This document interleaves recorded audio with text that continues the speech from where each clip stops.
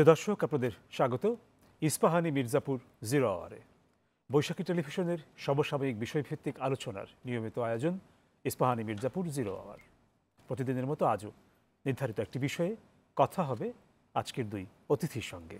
আমাদের আজকের আলোচনার বিষয় সবার ভাবনায় অন্তর্বর্তীকালীন সরকার। যে দুজন অতিথি আমাদের মাঝে উপস্থিত রয়েছেন কথা বলার জন্য, তাদের সঙ্গে পরিচয় পর্বটি প্রথমেই সেরে নিচ্ছি। আমার ডানে প্রথমে আছেন BNP vice chairman senior advocate Zainul Abedin. এরপরে আছেন বৈষম্য বিরোধী ছাত্র আন্দোলনের সমন্বয়ক আব্দুল হান্নান মাসুদ। আপনার দুজনকে স্বাগত এই অনুষ্ঠানে। ধন্যবাদ। আমরা আজকের এই দুই অতিথির সঙ্গে কথা বলবো নির্ধারিত বিষয়, তবে তার আগে এক নজর দেখে নিচ্ছি বৈশাখী সংবাদের শিরোনাম। দ্বাদশ জাতীয় সংসদ বিলুপ্ত করেছেন রাষ্ট্রপতি। অন্তর্বর্তীকালীন সরকার প্রধান হিসেবে ডক্টর ইউনূসকে চান আন্দোলনকারী শিক্ষার্থীরা। বিএনপি চেয়ারপারসন বেগম খালেদা জিয়া মুক্ত, উচ্ছ্বসিত দলীয় নেতাকর্মীরা। দ্রুত অন্তর্বর্তীকালীন সরকার চান মির্জা ফখরুল। ছাত্র আন্দোলনের রাজবন্দীরা মুক্ত হচ্ছেন। বিএনপি জামায়াতের কয়েক হাজার নেতাকর্মীর মুক্তিলাভ। ঢাকায় বিমানবন্দরে আটক সাবেক প্রতিমন্ত্রী পলক। সেনাবাহিনীর শীর্ষ পর্যায়ের কিছু রদবদল, সব পুলিশকে কাজে ফেরার আহ্বান জানিয়েছেন আইজিপি। পুলিশের ওপর হামলা বন্ধে সবার সহযোগিতা চান।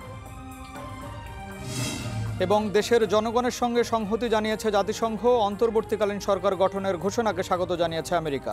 গণতান্ত্রিক উপায়ে করার আহ্বান। শুনছিলাম বৈশাখী সংবাদের শিরোনাম। যাচ্ছি আলোচনায়। আজকের বিষয় সবার ভাবনায় অন্তর্বর্তীকালীন সরকার। প্রথমেই যাচ্ছি অ্যাডভোকেট জয়নুল আবেদীন, আপনার কাছে। বাংলাদেশের ভেতর কিংবা বাইরে সব জায়গায় এখন দেশকে নিয়ে যাদের আগ্রহ আছে তাদের প্রত্যেকেরই চিন্তা বা দৃষ্টি কেন্দ্রীভূত হয়ে আছে যে জায়গাটিতে, সেটি হচ্ছে যে অন্তর্বর্তীকালীন সরকার। তো অন্তর্বর্তীকালীন সরকার প্রসঙ্গে আপনার দলের দৃষ্টিভঙ্গি এবং আপনার দলের বক্তব্য, আকাঙ্ক্ষা, এই জায়গাটি একটু আপনার কাছ থেকে প্রথমে শুনতে চাইছি। ধন্যবাদ আপনাকে, ধন্যবাদ আমার ছোট ভাই আলোচক এখানে উপস্থিত আছেন, যাদের নেতৃত্বে এই গণবিপ্লব ঘটে গিয়েছে অত্যন্ত স্বল্প সময়ের মধ্যে। আজকে আপনি যে বিষয়টি এনেছেন এটা হচ্ছে সবার ভাবনায় অন্তর্বর্তীকালীন সরকার। দেখুন, এই অন্তর্বর্তীকালীন সরকার গঠনের বিষয়টি এটা কিন্তু খুব সহজ কাজ নয়, এটা খুবই কঠিন কাজ। আর বিশেষ করে এখানে আমাদের দল, বৃহৎ রাজনৈতিক দল, গণতান্ত্রিক রাজনৈতিক দল, আমাদের মনে করে যে আমরা গত কয়েক বছরে, অর্থাৎ 15টি বছর পর্যন্ত আন্দোলন করে আমরা এই যে একটা ফ্যাসিস্ট সরকার, পৃথিবীতে কয়েক ধরনের সরকার থাকে। একটা হচ্ছে ওয়েলফেয়ার সরকার, যেটা ডেমোক্রেটিক সরকার, সেটা একটা গণতান্ত্রিক প্রক্রিয়ার মাধ্যমে পরিবর্তন হয়। আর একটা হয় স্বৈর শাসক। এই স্বৈর শাসকরা জনগণের আন্দোলনের মাধ্যমে তাদের পতন হয়। আর একটা হচ্ছে ফ্যাসিস্ট সরকার। ফ্যাসিস্টরা সহসা যেতে চায় না, তাদেরকে যাওয়ার ব্যবস্থা করতে হয়। এবং সেই ফ্যাসিস্ট সরকারকে কিভাবে যাওয়া ব্যবস্থা করতে হয়, এটা এইবার এই আমাদের কোমলমতি ছাত্ররা, যাদের ইনফ্যাক্ট কোনো রাজনৈতিক পরিচয় নাই আমি মনে করি আর কি, তাদের একটি পরিচয়, তারা তাদের ভবিষ্যৎ করতে চায়। ভবিষ্যতে একটি বৈষম্যহীন, মানবাধিকার সম্পন্ন এবং একটা স্বাধীন বিচার ব্যবস্থার মাধ্যমে দেশ পরিচালিত হবে, এটা তাদের কামনা। সেই কামনা বাসনার থেকেই তারা এই আন্দোলনের সূচনা প্রাথমিকভাবে করেছেন এবং সেটাই আলটিমেটলি সারা বাংলাদেশের মানুষ এবং তাদের অভিভাবকগণ এই আন্দোলনে সকল শ্রেণী পেশার মানুষ অংশগ্রহণ করেছে। এই ঘটনার একদিন পূর্বেও কিন্তু এই ফ্যাসিস্ট সরকার প্রধান শেখ হাসিনা বলেছিলেন যে শেখ হাসিনা পালায় না। তিনি শেখ হাসিনা পালিয়ে গেছে এরকম অনেক গুজব রটেছে, কিন্তু শেখ হাসিনা পালায় না। কিন্তু আমরা গতকালকে যে ঘটনা দেখলাম সেটা খুবই, পালানোরও একটা সিস্টেম আছে, খুব অভিনব কায়দায় পালিয়ে গিয়েছে। এই অবস্থার মধ্যে এখন জনগণের মধ্যে স্বাভাবিকভাবেই প্রশ্ন এসেছে যে কিভাবে একটা অন্তর্বর্তীকালীন সরকার গঠিত হবে। আমাদের দল কিন্তু খুব ইম্পর্টেন্স দিয়েছে যে যেহেতু এই ছাত্র আন্দোলনের মাধ্যমে ফ্যাসিস্ট সরকারের পতন হয়েছে, তাদের বক্তব্য এবং তাদের ইচ্ছা বিষয়গুলো আমরা আগে শুনতে চাই এবং দেখতে চাই যে তারা কিভাবে এই একটা অন্তর্বর্তীকালীন সরকারের ব্যবস্থাটা তারা সামনে নিয়ে আসে। সেটা তাদের কাছ থেকে আমাদেরকে এখন শুনতে হবে, দেখতে হবে। তার কারণ তারাই কিন্তু এই আন্দোলনের মূল শক্তি। আমরা এই একই যে কথাটিতে আপনি শেষ করলেন আর কি, সেই জায়গাটা থেকে আব্দুল হান্নান মাসুদ আপনার কাছে যাচ্ছি। উনি যে কথাটি বলেছেন সেটি প্রশ্ন হিসেবে রাখছি আপনার কাছে, যে অন্তর্বর্তীকালীন সরকার নিয়ে আপনাদের ভাবনাটা। বৈঠক চলছে বঙ্গভবনে রাষ্ট্রপতির সঙ্গে, আপনারা নিশ্চয়ই এই ব্যাপারে একটি চূড়ান্ত একটি ফয়সালা আপনারা নিশ্চয়ই করেছেন, একটি কাঠামো নিশ্চয়ই আপনারা তৈরি করেছেন, চিন্তার কাঠামো হোক বা প্রস্তাবনার কাঠামো হোক, যেহেতু বৈঠক চলছে। শুনবো একটু আপনার কাছ থেকে। ধন্যবাদ বৈশাখী টিভিকে, ধন্যবাদ জয়নুল আবেদিন স্যারকে। আমি ওনার একজন ভক্ত, আসলে অনেক দেখি এই বয়সে উনি যেভাবে লড়াই করেন, যেভাবে বিভিন্ন, যখন আমি 24-এর ইলেকশনের আগে স্যারকে অনেক ফলো করতাম, উনি বিভিন্ন জায়গায় দৌড়াদৌড়ি করেছেন ইলেকশনটা নিয়ে। যাই হোক, আমরা আসলে হচ্ছে বাংলাদেশে মানুষ একটা পর্যায়ে চরম হতাশ হয়ে গিয়েছিল।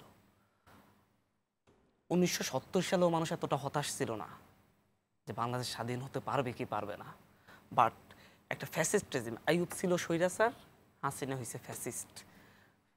স্বৈরাচারী শাসনের মধ্যে মানুষের মধ্যে একটা আশা থাকে, স্বপ্ন থাকে যে এটা থেকে মুক্ত হওয়া যায়। বাট ফ্যাসিস্ট শাসন এমনভাবে সাজানো হয় যে এটার বিকল্প নেই, এবং এটা যদি সরাতে হয় তাহলে আমি বেঁচে থাকবো না, এমনভাবে সাজানো, যার কারণে মানুষ আশা হারিয়ে ফেলেছিল। 15 বছরের লড়াই, আজকে 16 বছরের লড়াই। এই লড়াইয়ের মধ্যে বহু মানুষ জীবন দিয়েছে। 2013 সালে জীবন দিয়েছে, 12তে জীবন দিয়েছে, শত শত মানুষ। যদি হিসাব করলে এই রেজিমের শাসন আমলে, গত 16 বছরের শাসন আমলে হিসাব করলে মিনিমাম 2 থেকে 2.5 হাজার মানুষ মানে হচ্ছে ডকুমেন্টেড হত্যা করা হয়। কাদেরকে দিয়ে হত্যা করা হয়? পুলিশ বাহিনীকে দিয়ে, র্যাব বাহিনীকে দিয়ে, আইন শৃঙ্খলা বাহিনী থেকে, মানে জনগণের ট্যাক্সের টাকায় যাদের যে বুলেটগুলো কেনা হয়, ওই বুলেটগুলো দিয়ে এদেশের জনগণকে, ছাত্রদেরকে হত্যা করা হয়। কেউ তত্ত্বাবধায়ক, যৌক্তিক যত দাবি আছে প্রত্যেকটা দাবিকে তারা দমন করার চেষ্টা করে। বাট একটা কথার প্রচলন আছে, বারে বারে ঘুঘু তুমি খেয়ে যাও ধান। তারপর প্রত্যেকবার বারবার ঘুঘু তুমি খেয়ে যাও ধান, খেয়ে যাও ধান, এবারে ঘুঘু তুমি ফাঁদে পড়েছো, এবারে ঘুঘু তুমি ফাঁদে পড়েছো। এখন বারবার এই দেশের মানুষকে হত্যা করে উনি ক্ষমতার এত মজা পেয়ে গিয়েছেন যে ছাত্রদের শক্তিটাকে উনি অনুভব করতে পারেন নাই। উনি খুবই, মানে বাংলাদেশের ইতিহাসে, আমি জানি না বিশ্বের ইতিহাসে এমন কোনো ফ্যাসিস্ট সরকার বা এমন কোনো সরকার ছিল কিনা, একই সাথে অভিনয় ভালো পারতেন, একই সাথে হচ্ছে এক হাতে মানে হচ্ছে মুখে মিষ্টি কথা, হাতে রক্ত, স্পষ্ট। একটা যৌক্তিক আন্দোলন নিয়ে যখন ছাত্র সমাজ রাস্তায় নেমেছে, যেদিন 15 তারিখে আমাদের উপর হামলা হয়, 14 তারিখে সকালবেলা আমাদের সাথে উনি ওনার প্রতিনিধি পাঠাইয়া, আমরা 3 জন সহ আমরা আলোচনা করি। বিকালবেলা ওনার প্রতিনিধি দল আমাদের সাথে বসবেন মন্ত্রী। দুপুর হতেই 14 তারিখে বলতেছে পুলিশ জায়গা দিবে না, রাস্তায় দাঁড়াতে দিবে না। মন্ত্রীরা বলতেছে, ওবায়দুল কাদের বলতেছে হচ্ছে ছাত্রলীগ দেখে নিবে। এরপরের দিন ছাত্রলীগ দেখে নিয়েছে, মানে শিক্ষার্থীদের উপর নারীদের উপর হামলা করছে। মানে একসাথে বলতেছে হচ্ছে আমি তোমাদের সাথে বসতেছি, আবার হচ্ছে পরে হামলা করতেছে। 16 তারিখ 17 তারিখ থেকে দেশের মানুষকে হত্যা করা শুরু করছে। একটা মজা পেয়ে গেছে, মানে হচ্ছে আমি আমার একটা ইগোইস্টিক, আমার কাছে কেউ দাবি আদায় করে নিবে, ফ্যাসিস্ট যেটা হয়। মানুষকে গণহারে হত্যা করে দমন করার চেষ্টা করছে, বাট এটা ছিল ছাত্ররা, শিক্ষার্থীরা। আমি একটা আমার অভিজ্ঞতার কথা বলবো। আমি বৈষম্য বিরোধী ছাত্র আন্দোলনে আমার দায়িত্ব ছিল হচ্ছে সারা দেশে সমন্বয় করা, সারা দেশের মানুষকে মানে স্টুডেন্টদেরকে একটা সমন্বয় টিম তৈরি করে করে দেয়া। আমরা 5-6টা ইউনিভার্সিটির বেশি সমন্বয় টিম করতে পারি না 15 তারিখে 16 তারিখ পর্যন্ত। যখন 16 তারিখ 17 তারিখে যখন স্টুডেন্টদের উপর হামলা হয়েছে, বাংলাদেশের প্রতিটা আনাচে কানাচা থেকে আমাকে ফোন দেওয়া হচ্ছিল, মাসুদ ভাই আমরা সমন্বয় টিম করব, আমাদের এখানে একটা সমন্বয় টিম ঘোষণা করেন, লিস্ট দেন, করে দিচ্ছি। যখন রক্ত জড়াচ্ছে তখন এই দেশের ছাত্র জনতা বিপুল ব্যাপকভাবে এই আন্দোলনে যুক্ত হয়েছে এবং পরবর্তীতে জনতাদের যেই ঢল নেমেছে, মানুষ এটাকে ওন করেছে যে হচ্ছে ছাত্রদের উপর হামলা, যার পরে একটা ফ্যাসিস্ট রেজিমের পতন হয়েছে, একটা ঐতিহাসিক সাক্ষী হয়েছে। বিশ্বের ইতিহাসে এমন কিছু হয়নি। এটা গণবিদ্রোহ ছিল, নট গণবিপ্লব, নট গণ অভ্যুত্থান, এটা ছিল গণবিদ্রোহ। ডিরেক্ট একটা পুলিশের সামনে নিরস্ত্র একজন মানুষ প্রত্যেকটা স্টুডেন্ট বাসা থেকে বের হওয়ার সময় বলে এসেছে, আজকে আমি মরে যেতে পারি, ক্ষমা করে দিয়েন। আমি আমার বাবা আমাকে বলেছি যেদিন 1 দফা ঘোষণা করব আমি, সেই দিন আমি আমার বাবাকে ফোন দিয়ে বলছি, আম্মু আপনার বাড়িটা ছেড়ে দেন, আর হচ্ছে আমাকে মাফ করে দিয়েন, আপনার 3টা সন্তান, একটা সন্তান মনে করেন হচ্ছে এর জন্য গেছে। আমাদের মধ্যে একটা প্যাচ ছিল যে আমাদের ভাইদেরকে হত্যা করেছে তাকে আমরা ছাড় দিব না। উনি যখন আন্দোলন ওনার যখন ব্যাহত হয়ে যায়, যেদিন হচ্ছে আপনার 18 তারিখ যখন আন্দোলন উনি দমন করতে পারছিলেন না, তখন উনি এবার আহ্বান জানাচ্ছেন সংলাপের। ডিবি অফিস থেকে আমাকে ফোন দেওয়া হয়েছিল, আমাদের 3 জনকে জোর করে ধরে নিয়ে যাওয়া হয়েছিল। আর ওদের মাধ্যমে আমাকে ফোন দিয়ে বলা হয়েছিল যে আসো। আমি বলছি যাব না। বলতেছে যাই চাইবে জীবনে তোমাদের প্রতিষ্ঠিত হয়ে যাবা। বলছি আমার বাবা সেই শিক্ষা দেন নাই। বললো যে তো তুমি কোথায় আছো, ধরে নিয়ে আসবো। আমি তার আগের দিন বুলেট খেয়েছি 90টা। আমি বলেছি ধরে নিয়ে যান, সাথে সাথে আমি ওই অবস্থায় ওই বাসা চেঞ্জ করে ফেলি। এভাবে আমাদেরকে ধমক দেওয়া হয়েছে। বাট আমি বলেছি রক্তের উপর দিয়ে আমরা কোনো সংলাপে যাব না। এই যে বাংলাদেশের ছাত্র জনতা যে অবস্থান নিয়েছে প্রত্যেকটা ক্ষেত্রে, শুধু আমরা না, আমাদের সমন্বয়করা ডিবি অফিসে দাঁড়িয়ে ইয়েতে থাকি, বলেছে যে হচ্ছে আমাদেরকে আগে বলে দিয়েছে আমাদেরকে নির্যাতন করতে পারে, করতে পারে, তোমরা পথ ছাড়বা না, যে ছাত্রদের হত্যা করেছে এটার বিচার হবেই। তো একদিন সকালে ফোন দিয়ে মাহবুব জারা গিনি এমপির হাতে, আমি একটা বলতেছি একটু লং হচ্ছে, মানে একটা ফ্যাসিস্টের আমি চিত্র তুলে ধরছি। মাহবুব জারা গিনি কি একটা এমপির নাম বললো, প্রাইম মিনিস্টারের খুব কাছাকাছি মনে হয় রিলেটিভ হয়, ওনাকে দিয়ে ফোন দিয়েছেন, প্রাইম মিনিস্টার তোমাদের সাথে দেখা করতে চাই। এটা হচ্ছে আমাদের 4 তারিখের কথা মেবি, প্রাইম মিনিস্টার তোমাদের সাথে দেখা করতে চাই। তো বললাম যে হচ্ছে আমি দেখা করব না। বললো তোমার বাবা মা সহ আসো। বললাম আমি দেখা করব না, ওনার হাতে আমার ভাইদের রক্ত, ওনাকে বললাম সেই রক্তাক্ত হাত ধুইয়ে নিতে। তারপরে আমরা তখন ওনাকে ক্ষমা চাওয়ার জন্য আহ্বান করতেছিলাম। সকালবেলা এই কথা হয়েছিল, বিকাল পর্যন্ত বাংলাদেশে 52টা লাশ পড়ছে গুলি করে। একদিকে সংলাপের আহ্বান, আরেকদিকে গুলি করে মানুষ হত্যা। মানে নির্মমতা যে স্নাইপার ইউজ করা হয়েছে, বিল্ডিংয়ে স্নাইপার প্রতিষ্ঠা করেছে, কোন দিক থেকে গুলি আসতেছে স্টুডেন্টরা বুঝতেছে না। এই পরিস্থিতিতে বাংলাদেশের ছাত্ররা যখন রাস্তায় নেমেছে, জনতা তাদের সঙ্গ দিয়েছে এবং প্রত্যেকটা জায়গায় প্রতিদিন একটা দিনে 100-150 লাশ যদি তারা ফেলতে পারে, এই গভর্নমেন্টের তো ক্ষমতায় থাকার অধিকার নেই। তখন সাথে সাথে বলেছি উনি ক্ষমতা থাকার অধিকার হারিয়েছেন, উনি ক্ষমতায় থাকতে পারবেন না। আর এই কথা বলেছি, আবার আমাদের মনে একটা ভয়ও ছিল যাচ্ছে এটা বলা মানে আমার মৃত্যু নামে হাসিনার পতন। আমরা প্রত্যেকে এই সিদ্ধান্ত উপনীত হয়ে ঘোষণা দিয়েছি, হয় আমরা মরবো নামে হাসিনার পতন হবে এবং বাংলাদেশের মানুষ মুক্তি পাবে। ঠিক আজকে আমরা আমি দেখেছি যখন গতকালকে আমি রাস্তায় বের হয়েছি হাসিনা পালিয়ে যাওয়ার পরে, আমি দেখেছি মানুষ এইভাবে হাত নাড়িয়ে শ্বাস নিচ্ছে যে বাংলাদেশে এই মানে হচ্ছে আমি এখন বুক ভরে শ্বাস নিতে পারছি। দেখেছেন এই বিজয়টা আমরা অর্জন করার পরে এখন হচ্ছে আমাদের এই বিপ্লব, এই গণবিদ্রোহ, এটাকে স্থায়ী রূপ দিতে হবে, যাতে আরেকটা ফ্যাসিস্ট রেজিম, আরেকটা স্বৈরাচারী রেজিম বাংলাদেশে কায়েম হতে না পারে। আমাদের 1971 সালের বিপ্লব, 1971 সালের মুক্তিযুদ্ধকে ব্যর্থ করে দেওয়া হয়েছে। 72 থেকে 75 শাসন আমল এই দেশের মানুষের রক্তে রঞ্জিত করা হয়েছে। বলা হয় 30,000 জাসদ নেতাকর্মীকে হত্যা করা হয়েছে। তারপরে আবার 81 থেকে 95। আমি আমার এই জায়গায় একটা কথা বলবো, আমি যতটুকু পড়ি, আমি আসলে কোনো পলিটিক্স করি না, আজকে বুক ভরে বলবো তার আছে, আমি বাংলাদেশের ইতিহাসে মেজর জিয়ার 30 দফা পরিকল্পনা, এটাকে আমার কাছে সবচাইতে বেশি গ্রহণযোগ্য মনে হয়েছে। এবং 4 বছরে বাংলাদেশকে দুর্ভিক্ষ থেকে 5 বছরের মধ্যে যেভাবে একটা ঘুরে দাঁড় করিয়েছেন, 19 দফা কর্মসূচি, আজকে পর্যন্ত আমি এখানে হয়তো সমালোচনা করতেছি, বিএনপি দলটি সেই 19 দফা কর্মসূচি এবং মেজর জিয়ার ইমেজের কারণে দাঁড়িয়ে আছে, বেগম জিয়ার আপোষহীনতার কারণে দাঁড়িয়ে আছে। বাট বাংলাদেশের এই যে এরকম ফ্যাসিস্ট রেজিম থাকা, এরকম একটা স্বৈরাচারী রেজিম প্রতিষ্ঠা হওয়ার সুযোগ থাকা, এবং হচ্ছে এরকম মানে নির্বাচনে কারচুপির সুযোগ থাকা, এর জন্য সম্পূর্ণরূপে দায়ী যেমন দাবি আওয়ামী লীগ তেমনই দায়ী বিএনপি গভর্নমেন্ট। দুইজনের কেউই এই দেশে সেই ধরনের সংস্কার করে নাই। যখনই এসেছে তখনই তারা তাদের মতো করে গভর্নমেন্ট পরিচালনা করার চেষ্টা করছে। এটা আমাদের তরুণ প্রজন্মের কথা। আপনারা বুক পাতলে শুনবেন যে হচ্ছে আওয়ামী লীগকে সরিয়েছি বলে বিএনপিকে আনবো, তা না। তরুণ প্রজন্মের এটা ভাবনা। এখন যেই বন্দোবস্তটা আসবে ইন্টেরিয়র গভর্নমেন্ট, বাংলাদেশের মানুষ কোনো রাজনৈতিক দলকে বিশ্বাস করতে পারে না, কারণ তাদের পূর্ব অভিজ্ঞতা ভালো নয়। বাট আমি বলবো না যে হচ্ছে বিএনপি কখনো আওয়ামী লীগের ধারে কাছেও না, মানে ফ্যাসিজমের দিক দিয়ে। বেগম জিয়া দেশকে ওন করেন, বিএনপি দেশকে ওন করে, দেশের সার্বভৌমত্বের জন্য কাজ করছে, আর আওয়ামী লীগ এই দেশের সার্বভৌমত্বকে বেছে দিয়েছে। জাস্ট পার্থক্যটা এটাই। কিন্তু এদেশের মানুষকে শোষণ করা, এদেশের মানুষের উপর মানে হচ্ছে ভোটাধিকার কেড়ে নেওয়ার জন্য চেষ্টা করা, যেভাবে ক্ষমতায় থাকার জন্য চেষ্টা করা, এই কাজটা সবাই করেছে। আপনার কথা শেষ হলে আমি পরে, হ্যাঁ আপনি শেষ করুন। হ্যাঁ, ইন্টারিয়াম গভর্নমেন্ট চাচ্ছি আমরা, এরকম একটা ইন্টারিয়াম গভর্নমেন্ট চাচ্ছি যেটা একজন সর্বজন গ্রহণযোগ্য ব্যক্তির নেতৃত্ব হবে, এবং যারা সদস্য হবে তারা সর্বজন গ্রহণযোগ্য থাকবে, সব দলমত নির্বিশেষে সবার কাছে গ্রহণযোগ্য থাকবে, এবং সেখানে স্টুডেন্ট প্রতিনিধি থাকবে যাদের নেতৃত্বে এই বিপ্লবটা ঘটেছে।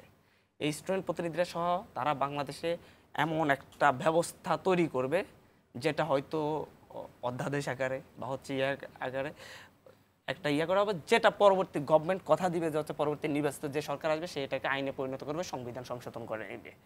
এরপরে যেন আর কোনো গভর্নমেন্ট আরেকটা যেন 1-11 না করতে পারে, আরেকটা যখন সরিষার শাসনের মতো এরশাদ আরেকটা যেন না আসতে পারে, আরেকটা যেন হাসিনা তৈরি হইতে না পারে, আবার যেন এই দেশের মানুষের বুকে যেন কোনো পুলিশ নির্বিচারে গুলি করতে না পারে, কোনো সীমান্তের বিজিবি যেন হচ্ছে সীমান্তের মানুষকে রক্ষা করে, ফেলানিকে রক্ষা করে, এদেশের মানুষের বুকে যেন গুলি করার সাহস না পায়, এরকম একটা গভর্নমেন্ট তৈরি করার জন্য আমরা মনে করি যে হচ্ছে সেই সরকারে আপনাদের অংশীদারিত্বের জায়গাটা কিভাবে ভাবছেন? আমাদের অংশীদারিত্বের জায়গাটা হচ্ছে, যদি উপদেষ্টা হিসেবে প্রধান উপদেষ্টা এবং অন্যান্য উপদেষ্টা, সেখানে আমাদের অন্তত 30% এই যে বিপ্লবীদের, যারা এই বিপ্লব করেছে, যারা এই ফ্যাসিস্ট রেজিমের পতন করেছে, এবং হচ্ছে একটা বিষয় মাথায় রাখতে হবে, বাংলাদেশে রাজনৈতিক দলগুলো এই ফ্যাসিস্ট রেজিমের বিরুদ্ধে বারবার জন ঐক্যমতের ডাক দিয়েছে, মানুষ তাদের উপর বিশ্বাস রেখে রাস্তায় নামে নাই। বাট ছাত্র জনতার উপর বিশ্বাস রেখে মানুষ রাস্তায় নেমেছে, তাদের নেতৃত্বে মানুষ রাস্তায় নেমেছে, এবং তাদেরকে এই অংশীদারিত্ব দিয়ে বাংলাদেশ, নতুন বাংলাদেশ বিনির্মাণের, নতুন স্বাধীনতা অর্জনের পরে এই স্বাধীনতাকে টেকসই করার জন্যে বাংলাদেশের এই ছাত্র সমাজকে হিস্সা দিতে হবে। ছাত্র সমাজ সকলের সাথে যাতে সেখানে বার্গেনিং করতে পারে, ছাত্র সমাজ যেভাবে হাসিনার মতো ফ্যাসিস্টের সাথে বার্গেনিং করে তাকে পদত্যাগ করতে বাধ্য করতে পারছে, সুতরাং ছাত্র সমাজের একটা হিস্সা থাকলে সেখানে কেউ চাইলেই দীর্ঘ সময় আরেকবার ফখরুদ্দিন মইনুদ্দিনের মতো আরও দীর্ঘ সময় ক্ষমতায় থেকে যেতে পারবে না। ছাত্র সমাজ সে হিস্সা আদায় করে নেবে, নির্বাচন আদায় করে নেবে, এবং হচ্ছে ছাত্র সমাজ সুষ্ঠু নির্বাচনের এবং সুন্দর একটা রাষ্ট্র ইকোনমিক্যাল তৈরির জন্য চাপ সৃষ্টি করতে পারবে। আমরা চাই সে চাপ প্রয়োগকারী শক্তি হিসাবে বাংলাদেশের ছাত্র সমাজ টিকে থাকুক, যেভাবে চাপ প্রয়োগকারী শক্তি হিসাবে বাংলাদেশের ছাত্র সমাজ 52 ঘটিয়েছে, 69 ঘটিয়েছে, 90 ঘটিয়েছে। 90-এর পর থেকে এদেশের ছাত্র রাজনীতি পথ হারিয়েছে। এর জন্যে যে কয়েকটি দলই ক্ষমতা এসেছে তারা প্রত্যেকেরাই অতিমাত্রায় লেজুট ভিত্তি ছাত্র রাজনীতি চালু করার চেষ্টা করা হয়েছে, এবং তাদেরকে উপর থেকে কন্ট্রোল করা হয়েছে। ছাত্রদের নিজস্ব মতামত দেওয়ার মতো কোনো দল সেই সুযোগ রাখে নাই। ছাত্রদল, ছাত্রলীগ, ছাত্র সমাজ কেউই কন্ট্রোল করেছে মানে ছাত্র সমাজের নামে পেটুয়া বাহিনী তৈরি করেছে, কেউই ছাত্রদের নেতৃত্ব দেওয়ার জন্য, ছাত্রদের নার্ভ বোঝার জন্য এবং ছাত্র সমাজে একটা বৈষম্যহীন রাষ্ট্র তৈরিতে, সরকারের ভুল ধরিয়ে দেওয়ার জন্য, ছাত্র জনতার মধ্যে কানেকশন তৈরিতে যে একটা চাপ প্রয়োগকারী শক্তি হিসেবে গড়ে উঠবে, দায় দরদের রাজনীতি করবে, সেটা হয়ে ওঠেনি। আমরা চাই সেটা সংস্কার। এবং এই দেশের ছাত্র সমাজ আজকে যেটা দেখিয়েছে, তারা সবসময় এই চাপ প্রয়োগকারী শক্তি হিসেবে বাংলাদেশে থাকবে এবং যতদিন পর্যন্ত ছাত্র সমাজ চাপ প্রয়োগকারী শক্তি হিসেবে বাংলাদেশে থাকতে পারবে ততদিন পর্যন্ত বাংলাদেশ আর পথ হারাবে না। এটাই হচ্ছে আমাদের ছাত্র জনতার বিশ্বাস। ধন্যবাদ আপনাকে। আবারও ফিরবো আলোচনা আপনাদের কাছে। আপনার বক্তব্যের ব্যাপারে যদি অ্যাডভোকেট জয়নুল আবেদিনের কিছু বলার থাকে সেটাও শুনবো। একটা বিরতির সময় হয়ে গেছে, তারপর ফিরছি। প্রিয় দর্শক, ইস্পাহানি মির্জাপুর 0 আওয়ারে সময় হয়েছে একটা বিরতির। ফিরবো অল্প সময়ের ভেতর, আশা করি সঙ্গেই থাকছেন।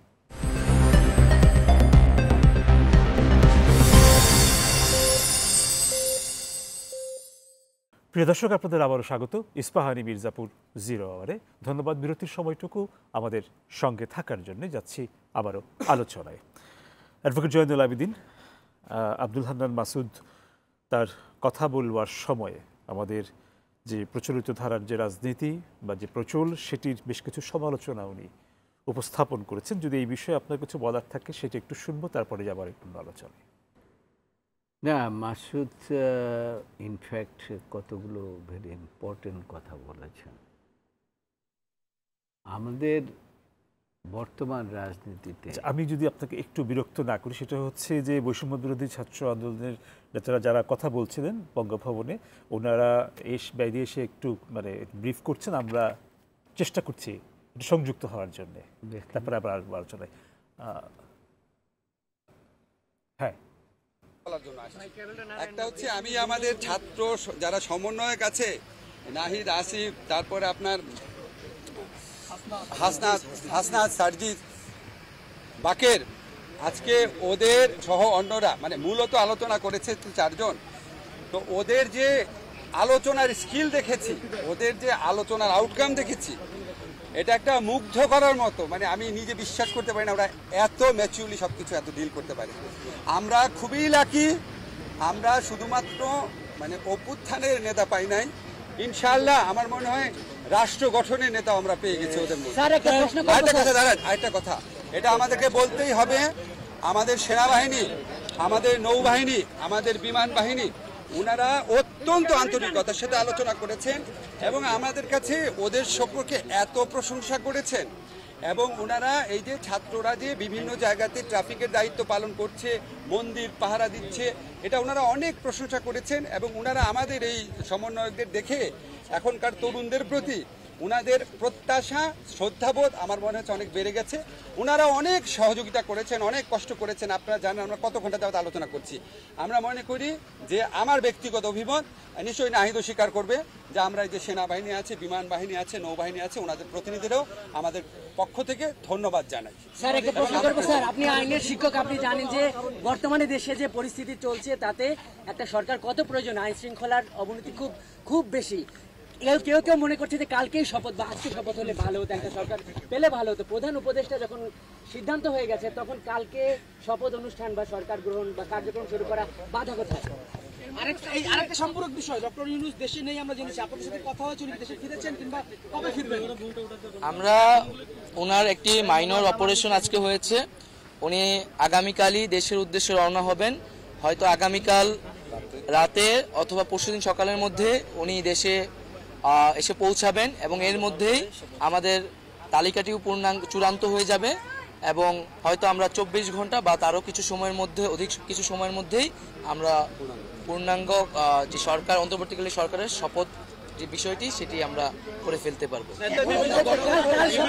নিরাপত্তার কথা বলেছেন, গণমাধ্যমের প্রতি বিভিন্ন হামলা হচ্ছে, এই বিষয়ে কি বলবেন? আমরা সকলকে শান্তিপূর্ণ পরিবেশ বজায় রাখার জন্য ভূমিকা রাখতে আহ্বান জানাচ্ছি।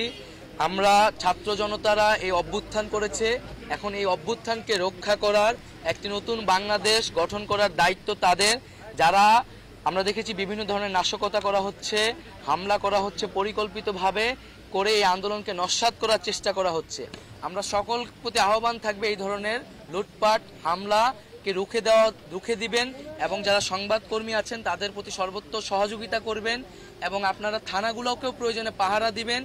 আমরা বলেছি বারবার, যারা এই ফ্যাসিস্ট রেজিমের সাথে গণহত্যায় জড়িত ছিল, দুর্নীতিতে জড়িত ছিল, তাদেরকে আইনি প্রক্রিয়ায় বিচারের আওতায় আনা হবে। কেউ আপনারা আইন তুলে নেবেন না। আমরা প্রতিহিংসা, রক্তপাত চাই না। আমরা একটি শান্তিপূর্ণ বাংলাদেশ চাই।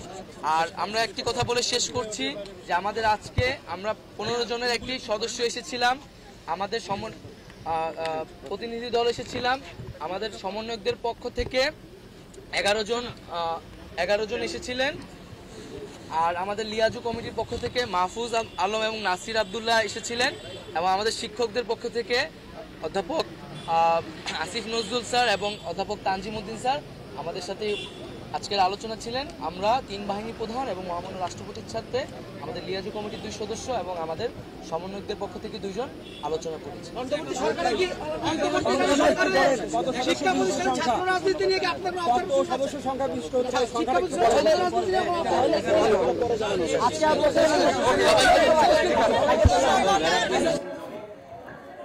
আমরা বৈষম্য বিরোধী ছাত্র আন্দোলনের প্রতিনিধিদের সঙ্গে যে বৈঠকটি ছিল বঙ্গভবনের রাষ্ট্রপতি এবং 3 বাহিনী প্রধানের সঙ্গে, তারা সেখান থেকে বেরিয়ে এসে তাদের বক্তব্যটি উপস্থাপন করলেন, আমরা সেটি শুনলাম। এই বিষয়েও কিছু কথা আছে, কিন্তু আপনি যে কথাই ছিলেন যার মাঝখানে চলে গিয়েছিলেন, যেটা বলতেছিলাম সেটা এই একটু আগে এই বৈষম্য বিরোধী নেতৃবৃন্দ এবং অধ্যাপক আসিফ নজরুল বলেছেন। আমি বলতেছিলাম, দেখুন, আমাদের দেশে যখনই ছাত্র রাজনীতিটা বন্ধ হয়ে গেছে, একসময় কিন্তু আমাদের এই দেশে নেতৃত্বটা নিচের লেভেল থেকে গড়ে উঠত। আপনি ক্লাসে দেখতেন যে ক্লাস ক্যাপ্টেন, এরা অবশ্য মাসুদ এরা অবশ্য দেখে নাই, ক্লাস ক্যাপ্টেন, তারপরে সেখান থেকে ক্যাপ্টেন হওয়ার পরে আস্তে আস্তে আস্তে আস্তে কলেজে আসলে সে ভিপি, জিএস, এগুলো একটা নির্বাচনের একটা ব্যবস্থা ছিল, এবং সেখানে যাদের পার্টিসিপেশন থাকতো তারা কিন্তু অধিকাংশ মেধাবী ছাত্ররা রাজনীতির মধ্যে চলে আসতো, যার ফলে এই যে ফ্যাসিস্ট সরকারের সৃষ্টি হওয়াটা এইটা খুব একটা দুরূহ ব্যাপার ছিল। কিন্তু এই সিস্টেমগুলো যখন স্বৈরাচার বলেন এবং ফ্যাসিস্টরা দেখলো যে এই থেকে আমাদের কিছু অ্যাচিভ করা দরকার, তখনই এই ছাত্র রাজনীতির মধ্যে আপনার এই ঢুকিয়ে দিলেন যে না, ছাত্র রাজনীতি সব বন্ধ। এবং আপনি লাস্ট বোধহয় ছাত্র রাজনীতির মধ্যে ঢাকা বিশ্ববিদ্যালয়ের নির্বাচন হয়েছিল 2019 সালে। হ্যাঁ 19 সালে। হ্যাঁ 19 সালে। এরপরে যখন দেখা গেল যে এই ভিপি নূর নির্বাচিত হয়ে গেল, এরপরে আপনার দেখলো যে না, নির্বাচন দেওয়া ঠিক হবে না। তো এই যে একটা অবস্থার সৃষ্টি, আজকে যে এই যে বাষ্প সৃষ্টি হয়েছে, এই যে ছাত্র রাজনীতিতে, এই ছাত্ররা তো রাজনীতির উদ্দেশ্যে এটা করে নাই, তারা একটা বৈষম্য তারা তাদের সামনে দেখেছে, যে সামনে আমরা দেখতে পাচ্ছি যে ভবিষ্যৎটা অন্ধকার, এখানে গণতন্ত্রের কোনো সম্ভাবনা নাই, এখানে বিচার ব্যবস্থার স্বাধীনতার কোনো ব্যবস্থা থাকবে না, এখানে ফ্যাসিস্ট সরকারের একের পর এক সৃষ্টি হবে, এইটা তারা অবলোকন করেছে, এবং সেটার থেকেই তাদের মধ্যে এইরকম একটা আন্দোলনের স্পৃহা সৃষ্টি হয়েছে, এবং যেটাকে ফ্যাসিস্ট সরকাররা কিন্তু কখনো বুঝতে পারে না। আমি একটু আপনার এই যেহেতু আমি রাষ্ট্রবিজ্ঞানের ছাত্র ছিলাম, তো সেটা অনেক আগের কথা, তো সে বলে কিছু একটা কথা বলে দিচ্ছি। মাসুদ বলছিলেন যে এরকম হয়েছে কিনা। তিউনিসিয়ান প্রেসিডেন্ট সলজিৎ সেনের নাম পৃথিবীর সকলেই জানেন আর কি। তিনি কিন্তু এই যে বর্তমান যে ফ্যাসিস্ট সরকার তাদের মতো একটা ব্যবস্থা সৃষ্টি করেছিলেন। তিনি বিয়ে করেছিলেন অনেকগুলো যে ছেলেপেলে তৈরি করবেন, তারপরে সমস্ত জায়গায় জায়গায় বসাবেন এবং সেটা বসিয়েও ছিলেন এবং সেনাবাহিনী প্রদান করেছিলেন নিজের সান ইন লকে। তো তখন এই অবস্থায় যখন হলো, ফ্যাসিস্টদের কোনো না কোনো সময় বিদায় কিন্তু নিতেই হয়। এটা এই পর্যন্ত এইটা প্লেটো বলে গেছে, অ্যারিস্টটল বলে গেছে, মেকিয়াভেলি তো একটা ওয়েলফেয়ার রাষ্ট্রের কথা বলছে যে ফ্যাসিস্টদের বিদায় নিতেই হবে আর কি। তো বিদায় নিতেই হয়। যখন তার বয়স যখন 105 বছর, তখনও সে ক্ষমতা ছাড়বেন না। ফ্যাসিস্টরা কোনোদিন ক্ষমতা ছাড়তে চায় না, তার কারণ ক্ষমতার স্বাদ তাদেরকে এমনভাবে পেয়ে বসে যে তারা আর সেই ক্ষমতাটা ছাড়তে চায় না। তখন যখন গণবিপ্লব যখন শুরু হয়েছে, চারিদিকে যখন বিপ্লবীরা ঘেরাও করেছে, তখন তাকে এসে সাংবাদিকরা জিজ্ঞাসা করেছে, আপনি এখন কি করবেন? তখন লাঠিতে 3টা ভর দিয়ে এসে বলছে, ক্ষমতা আমি ছাড়ব না। এরপরে তার নিজের সান ইন ল আসছে। সান ইন ল এসে বলছে যে বাবা, আমি তো ভেবেছিলাম যে আমাকে আসতে হবে না, এর আগেই আপনি ক্ষমতার থেকে চলে যাবেন। কিন্তু তিনি বললেন, তাহলে why you are army chief of staff, তোমাকে কেন আর্মি চিফ অফ স্টাফ বানানো হলো? ধমক দিলেন, চলে গেলেন। কিন্তু উনি এই আর বেশি দূর যেতে পারলেন না। এর মধ্যে আবার সাংবাদিকরা আসলেন, বললেন এখন আপনি কি করবেন? বলে আবার বলছে ক্ষমতা আমি ছাড়বো না, 3বার বলেছে। তারপরে যা হওয়ার, তার নিজের জামাতা, ওন জামাতা তাকে, এবং এটা বলে কয়েই বলেছে যে বাবা, ভেবেছিলাম যে আমাকে দ্বারা এই কাজটি করতে হবে না, কিন্তু আমাকেই শেষ পর্যন্ত করতে হলো। এইখানে আমি এটা ওপেন এয়ারে বলতে চাই না, এই ফ্যাসিস্ট সরকার তারা পুলিশ বাহিনীতে বলেন, বিভিন্ন বাহিনীতে বলেন, বিচার বিভাগ বলেন, তারপরে এই প্রশাসন বলেন, আইন বিভাগ বলেন, সব জায়গায় ভাবছে যে আমরা নিজের লোক বসানো হয়ে গেছে, সুতরাং আমার আর ক্ষমতার থেকে যেতে হবে না। কিন্তু এই মাসুদদের মতো যে এইরকম ছাত্র সমাজ যে বৈষম্য সামনে দেখে যে তারা যে আন্দোলনে ঝাঁপিয়ে পড়বে, এইটা কিন্তু ফ্যাসিস্ট সরকারের মধ্যে আসে নাই। যে কারণে আপনি দেখবেন, আমি প্রথমেই বলেছি যে কারণে বলেছে যে শেখ হাসিনা পালায় না। এরকম দম্ভ যখন আসে, তখন তাদেরকে এইভাবেই বিদায় নিতে হয়। এখন হচ্ছে যে এই একটা সরকার ব্যবস্থা। বিরতির সময় হয়ে এসছে, আপনি তো শেষ করুন, তারপরে বিরতি। আমি খুব সংক্ষেপে বলে দিচ্ছি। এখন হলো এই একটা অন্তর্বর্তীকালীন ব্যবস্থা, কিন্তু এটা কিন্তু সারা জাতীয় আশা করে। এবং এইটা গতকালকে ঢাকা শহরে যে আমরা যে মানুষের যে ঢল দেখেছি, এই ঢল দেখেই বোঝা যাচ্ছে যে মানুষ কি চাচ্ছে। মানুষ ফ্যাসিস্টদের উপরে এতই ক্ষিপ্ত হয়ে যে সমস্ত ঘটনা ঘটিয়েছে, এটা আমরা সকলেই দেখেছি। সেই জন্য এখন মানুষ চায় যে এইরকম একটা সরকার হইতে হবে, এই অন্তর্বর্তী সরকার বলেন, বা এরপরে যারা আবার এখানে এসে আবার একটা স্বাদ গ্রহণ করে তারা বলবে না, আমরা আরও 2 বছর আমাদের বাড়িয়ে দিতে হবে, এরকম অবস্থাটা সৃষ্টি না হয়। সেই জন্য এইরকম একটা সরকার আমরা মনে করি যে এই তরুণ প্রজন্ম হাজির করবেন, যারা এরকম চিন্তা ভাবনা করবেন না, এবং তারা একটি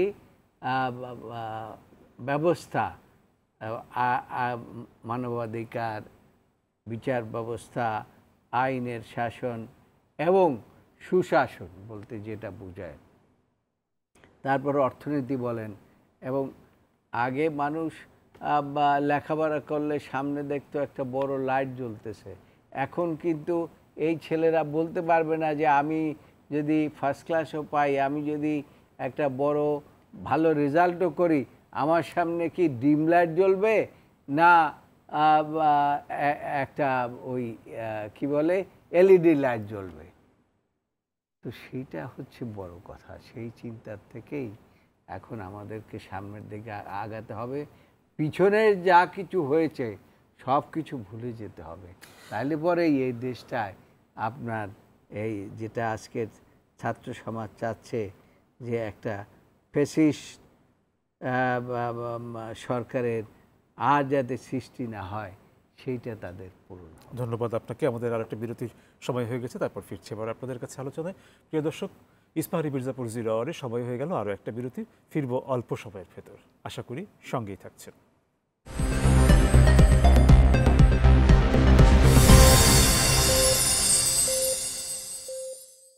প্রিয় দর্শক, আপনাদের আবারও স্বাগত ইস্পাহানি মির্জাপুর 0 আওয়ারে। ধন্যবাদ বিরতির সময়টুকু আমাদের সঙ্গে থাকার জন্য। যাচ্ছি আলোচনায় আব্দুল হান্নান মাসুদের কাছে। বাংলাদেশের যে প্রচলিত রাজনীতি, তার বেশ কিছু সমালোচনা আপনি এর আগে যখন কথা বলছিলেন তখন সেটি উপস্থাপন করলেন এবং সেই জায়গা থেকে বেরিয়ে আসার আকাঙ্ক্ষার জায়গাটিও আপনি বললেন। এখন এই নতুন যাত্রায় আপনারা কী ধরনের পদক্ষেপের মধ্য দিয়ে মানুষের কাছে সেই বার্তাটি শক্ত করে উপস্থাপন করতে চান, তাদের বিশ্বাসের জায়গায় আনতে চান, সেইটা একটু শুনবো আপনার কাছে। বাংলাদেশে মূলত হচ্ছে স্বাধীনতার পর থেকে যারাই রাষ্ট্র ক্ষমতায় এসে তারা চরম বিভাজন সৃষ্টি করেছে। আওয়ামী লীগ সৃষ্টি করেছে মুক্তিযুদ্ধের চেতনা বনাম মুক্তিযুদ্ধ বিরোধিতা। একটা বিষয় হচ্ছে বাংলাদেশে মুক্তিযুদ্ধ হয়েছে 1971 সালে, এখন হচ্ছে 2024 সাল, 54 বছর হয়ে গেছে। প্রায় 54 বছর পরে এসে আপনি বিভাজন করতেছেন মুক্তিযোদ্ধা বনাম রাজাকার। একটা দল করলে মুক্তিযোদ্ধা, আরেকটা দল করলে রাজাকার, বা তার বিরোধিতা করলে রাজাকার। বিভাজিত রাষ্ট্র, বিভাজিত দেশ, বিভাজিত দেশ কখনো মানে হচ্ছে জাতির কল্যাণ আসে না। বিভাজিত রাষ্ট্র কখনো জাতির কল্যাণ করতে পারে না। বিভাজন করেই তারা হচ্ছে এই দেশটাকে শাসন করার চেষ্টা করেছে। একই সাথে আরও যারা ক্ষমতায় বারবার এসেছে তারা কেউ ধর্মের ভিত্তিতে বিভাজন করার চেষ্টা করেছে, কেউ হচ্ছে এক একভাবে অঞ্চল ভিত্তিক বিভাজনের চেষ্টা করা হয়েছে। সমালোচনা করলে আমি অনেক উদাহরণই দিতে পারবো, বাট হচ্ছে এখন এই সময় এসে আরও বিভাজন তৈরি হোক আমি চাই না। বাট এই কাজগুলো করা হয়েছে, অঞ্চল ভিত্তিক বিভাজন হয়েছে, ধর্মের ভিত্তিতে বিভাজন সৃষ্টি করার চেষ্টা করা হয়েছে। মুক্তিযুদ্ধ বনাম সবচাইতে বড় ফ্যাসিজম কায়েম করা হয়েছে মুক্তিযুদ্ধ বনাম রাজাকার, এই একটা বিষয় মানুষের কাছে উপস্থাপন করে। বাট আমার জন্ম হচ্ছে 2000 সালে, মুক্তিযুদ্ধের 30 বছর পরে। যখন আমি আমার অধিকার নিয়ে কথা বলতেছি তখন আমাকে বলা হচ্ছে রাজাকার। আমি এই দেশের মাটিতে জন্মগ্রহণ করছি, এই দেশের মাটিতে শ্বাস নিচ্ছি, এই দেশের মাটিতে বড় হচ্ছি, এই দেশের জন্য লড়াই করতেছি প্রত্যেকটা কিছুতে, বাট আমি রাজাকার। বাট যে এই দেশের হাজার হাজার কোটি টাকা পাচার করতেছে, যে এই দেশের মানুষের ভোটের অধিকার ক্ষুণ্ণ করতেছে, যে এই দেশের মানুষকে হত্যা করতেছে, সে দেশপ্রেমী। একটি প্রশ্ন ছিল আপনার কথার মাঝখানে, প্রশ্নটা রাখছি, আপনি আপনার সুবিধা মতো উত্তরটা দিয়ে দেবেন। সেটা হচ্ছে যে আমাদের রাজনীতির যে বাতাবরণ, তাতে পরমত সহিষ্ণুতার যথেষ্ট অভাব দেখা দেয়। আপনাদের নেতৃত্বের জায়গা থেকে আপনারা কি এটি নিশ্চিত করতে পারবেন যে এই সহিষ্ণুতার জায়গাটি থাকবে? আমরা এই সহিষ্ণুতার জায়গাটি চাই, এবং যেই গভর্নমেন্ট, যে নির্বাচিত গভর্নমেন্ট এই পরমত সহিষ্ণুতাটা সহ্য করতে পারে না, পরমত সহিষ্ণুতা ধরেন আমি আপনার করা সমালোচনা করছি, সেক্ষেত্রে আপনার উত্তর কি হবে? অবশ্যই আমরা গ্রহণ করি। আমরা কেউ যখন সঠিক সমালোচনা করে সেটাকে অবশ্যই ওয়েলকাম জানাবো, এবং এটাকে জানাতেই হবে। আজকে স্বাধীনতার 53 বছর পর যদি আপনি পরমত সহিষ্ণুতা, আপনি যদি পরের মতকে গ্রহণ করতে না পারেন, তাকে যদি আপনি বিভাজনের দিকে ঠেলে দেন, তাহলে এই রাষ্ট্র স্বাধীন হওয়ার তো কোনো মূল্য নেই। আমরা শুধু একটা জাতীয় পতাকা পেয়েছি, দুঃখের সাথে বলতে হয় আমরা বাংলাদেশে দেখেছি একটা জাতীয় পতাকা পেয়েছি জন্মের পর, যখন থেকে বোঝা হয়েছে। তারপরে পেয়েছি হচ্ছে একটা জাতীয় সঙ্গীত। তারপরে আমরা কি পেয়েছি? ভোটের অধিকার পাই নাই, বিচারের সঠিক ন্যায় বিচার পাই নেই, আমরা ঠিক মতো মানে হচ্ছে খাবারের অধিকারটাও পাই নেই। আমি যদি বলি এটা হচ্ছে অনেকে হয়তো বুঝবে না, আমার খাবারেরতে আমার সোয়াবিন তেলের উপর ভ্যাট বসাই, আমার চাল আমদানির উপর বসাই, ট্যাক্স বসাই, আমার প্রত্যেকটা জিনিস মানে আমি যে এই রাষ্ট্রটা আমাকে কি দিচ্ছে, শুধু আমার থেকে ট্যাক্স আর ভ্যাট নিয়ে লুটপাট করছে, বিদেশ থেকে ঋণ করছে, আমার মাথার উপর চাপিয়ে দিচ্ছে, এটাই হয়ে আসতেছে। রাষ্ট্র বিষয়ে 12,000 আপনি শেষ করেন। 12,000 কোটি টাকার পদ্মা সেতুকে 36,000 কোটি টাকায় বানাচ্ছে, বানায়া বলতেছে আমি নিজের টাকায় করতেছি, পরে বলতেছে প্রথম কিস্তি, দ্বিতীয় কিস্তি, তৃতীয় কিস্তি পরিশোধ করতেছি। এই যে জাতির সাথে একটা তামাশা করে, মানে হচ্ছে সবকিছু একটা জনগণের উপর চাপিয়ে দিয়ে ওনারা লুটতরাজ করতেছেন। আর হচ্ছেন তাহলে মানে আমরা কি পেয়েছি স্বাধীনতা? জনগণ আপনাদের কাছ থেকে এই নিশ্চয়তাটা পাবে যে রাষ্ট্রের কিন্তু নানা ধরনের নিয়ন্ত্রণ থাকে বিভিন্ন খাতে, যে নিয়ন্ত্রণগুলি কখনো আসলে অতিরিক্ত হয়ে যায়, চাপ হয়ে যায়, সেই জায়গাগুলো আর থাকবে না। আমরা রাষ্ট্র ক্ষমতায় যাচ্ছি না, আমরা একটা চাপ প্রয়োগকারী গোষ্ঠী, আমরা চাপ প্রয়োগ করে যাব। যারা রাষ্ট্র ক্ষমতায় যাবে তারা নিশ্চয়তা দিতে হবে যে তারা এই বিষয়গুলোকে আমলে রাখবেন এবং হচ্ছে আর ভবিষ্যতে বাংলাদেশের মধ্যে কোনো বিভাজন তৈরি করবেন না। ইন ফিউচারে বাংলাদেশের মানুষের স্বাধীনতা এবং হচ্ছে বাংলাদেশের মানুষের কথা বলার অধিকার, ভোটাধিকারের অধিকার, মত প্রকাশের অধিকার, আন্দোলন করার অধিকার সুনিশ্চিত করবেন। ধন্যবাদ আপনাকে। আমাদের সময়ের স্বল্পতা আছে, সেই কারণে একটু এটা বলতে রাজনৈতিক দলগুলাই করবে। আমরা যেহেতু রাজনৈতিক দল গঠন করে আমরা ক্ষমতায় যাচ্ছি না, আমরা প্রয়োজনে যদি আর কোনো রাজনৈতিক দল এসে যদি একই ধরনের শাসন ব্যবস্থা কায়েম করে, আমরা তার বিরুদ্ধে আমরা এরকম গণবিদ্রোহ তৈরি করব।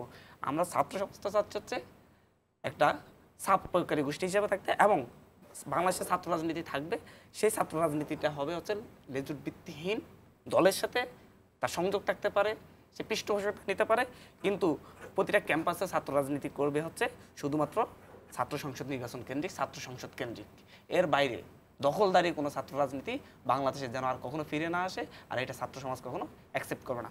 যতদিন ছাত্র সমাজ এভাবে ছাত্র সংসদ কেন্দ্রিক ছাত্র রাজনীতি থাকবে, ততদিন বাংলাদেশ পথ হারাবে না। 69 পর্যন্ত পথ হারাই নেই, 90ও পথ হারাই নেই, পথ হারানোর সুযোগ থাকবে না। এই বিষয়টা সুনিশ্চিত থাকতে হবে। ধন্যবাদ আপনাকে। জনারবিন্দু, আপনার কাছে ফিরছি। সময় স্বল্পতার কারণে আলাদা করে প্রশ্ন করছি না, যদি কিছু বলার থেকে শুনে আমরা। আমি আমার ছোট ভাই মাসুদের সাথে আমি অধিকাংশ ক্ষেত্রেই একমত। দেখেন, যখন এই ছাত্র সমাজ দেখে যে তার সামনের থেকে একটা সেনাবাহিনী প্রধান বাংলাদেশের লক্ষ লক্ষ টাকা চুরি করে বাইরে নিয়ে যাচ্ছে, যখন সে দেখে তার বাবার ট্যাক্সের টাকা এই বেনজিররা বাইরে পাচার করে দিচ্ছে, যখন এই ছাত্র সমাজ দেখে যে তার বাবার ট্যাক্সের টাকার এই যে দরবেশ কি জানি দাড়িওয়ালা, ওই আমাদের সালমান এফ রহমান দেশের বাইরে পাচার করে দিচ্ছে, যখন দেখে যে মতিউর রহমানের মতো লোকেরা যাদের কোনো বাপের ঠিকানা নাই, তারা 16 লক্ষ টাকা দিয়া ছাগল কেনে, ছাগল কেলেঙ্কারি করার সাথে যখন ধরা পড়ে যে কোটি কোটি টাকা দেশের পাচার হয়ে যাচ্ছে, দেশের ব্যাংকগুলো খালি হয়ে যাচ্ছে, তখন এরকম একটা বিপ্লব হওয়াটা স্বাভাবিক। এবং সেই স্বাভাবিকতার থেকেই যে কথাটি মাসুদ বলেছে যে ওদের মধ্যে যে একটা তেজদীপ্ততা উঠেছে, আমি মনে করি এইটা ভবিষ্যতের জন্য থাকা দরকার। ভবিষ্যতে যদি আবার এটা যদি এখানেই থেমে যায় এবং নিভে যায়, তাহলে কিন্তু এই জাতি এগোতে পারবে না। তার কারণ এই জাতি অনেক আশা ভরসা করে কিন্তু গণতন্ত্র পাবে, তারপরে স্বাধীনতা ভোগ করতে পারবে, ভোট দিতে পারবে, অনেক আশা ভরসা করে বলে 30 লক্ষ লোকেরা তাদের জীবনের বিনিময়ে এই বাংলাদেশ স্বাধীন হয়েছে, রক্তের বিনিময়ে, কিন্তু সেটার কিন্তু কোনো ফল এদেশের মানুষ ভোগ করতে পারে নাই। এইটা আজকে এত বছর পরে, 52 বছর পরে এসে এই যে তরুণ প্রজন্ম, এই যে আজকে কোমলমতি ছাত্ররা, তারা কিন্তু উপলব্ধি করতে পেরেছে। তার বাবারা উপলব্ধি করেও কিন্তু কিছু করতে পারে নাই। তো আমি সেজন্য ধন্যবাদ জানাই এই তরুণ প্রজন্মকে।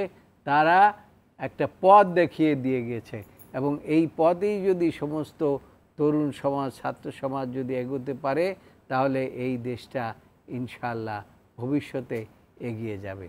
এটাই আমি কামনা করি। ধন্যবাদ আপনাকে, এবং ধন্যবাদ আপনাকে আজকে অনুষ্ঠানে উপস্থিত থাকার জন্য। প্রিয় দর্শক, ধন্যবাদ আপনাদেরকেও আমাদের এই আলোচনায় সঙ্গে থাকার জন্য। কাল আবারও দেখা হবে ইস্পাহানি মির্জাপুর 0 আওয়ারে। কথা হবে অন্য কোনো প্রসঙ্গে।